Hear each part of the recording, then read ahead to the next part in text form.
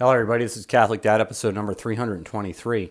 Fear injustice more than you fear pain. And so, if you do this, if you fear injustice more than you fear pain and discomfort, you're probably willing to do the right thing whenever you're called upon to do so. Now, man is the great protector of society. He's supposed to be the protector of the ones he's entrusted with, meaning his wife and his children, and his family and his community and his society, and so on and so forth. But so here's the deal. Whenever you stand up and you do what's right, it's hard. It's difficult. A lot of times it creates great embarrassment for somebody who's actually willing to go against the trend. A lot of people laugh at them and they make fun of them, or they call them hateful or bigoted or racist or whatever it is.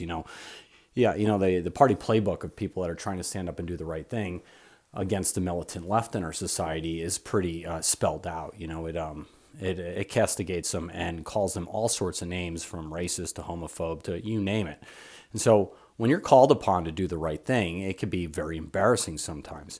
And in terms of people that are trying to attack the people you're entrusted with, in terms of physically attack, or they're willing to come at those you're entrusted with, sometimes a man has to get in the way and actually use his physical presence to stop the said person. Now, that could lead to physical combat. It could actually lead to a fight if the other person's not willing to, step down and walk away. And so the fact of the matter is that could bring much suffering to you as the protector of the people that you're entrusted with. And so if somebody comes at the people you're entrusted with, whether it be your wife or your children or your society, and you step up and you stand in the way, what you've signaled to that person is the injustice that you're presenting to the people I'm sworn to protect. It's my divine responsibility to protect, is far greater than the pain that I might endure if you come towards me. Now, it is possible that person could be physically victorious and just pound you into a piece of pulp into the ground. It's possible, but again, usually people, when they're approached and somebody steps up to them, usually they'll stand down. Now, the other thing is, if you do go into physical combat, realize, pain will be present. That's what physical combat does. That's why everybody fears it so much.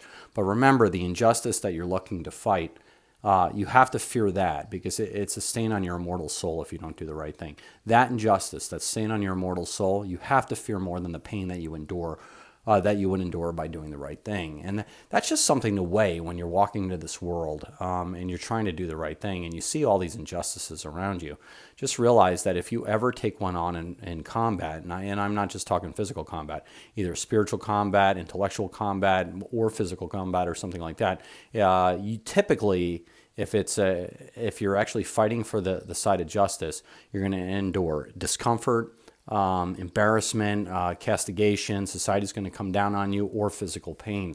And don't fear those things, because those are all temporary. They're nothing really. They're just broken bone or a cut or a broken eye or something like that. From a fist or getting knocked out.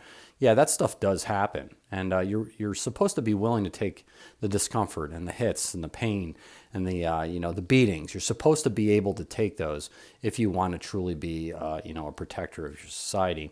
And that's the thing about society today. We used to train our children, not we as in me, it's even before my time, in pugilism and fighting and like boxing or whatever else, that like young men are supposed to be able to take hits, because if they develop their virtue and they become a protector, the hits aren't something they're supposed to fear that much. And there's two ways of doing this, by the way.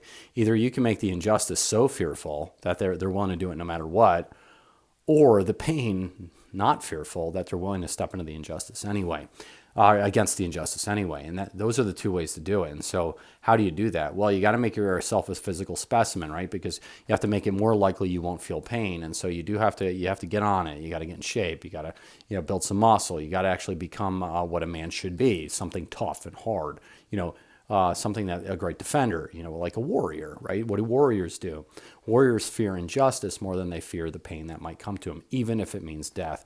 And really, if you do that, if you fear the injustice more than death, then you actually have the level, the base level, or the foundation for becoming a saint. Because death's temporary.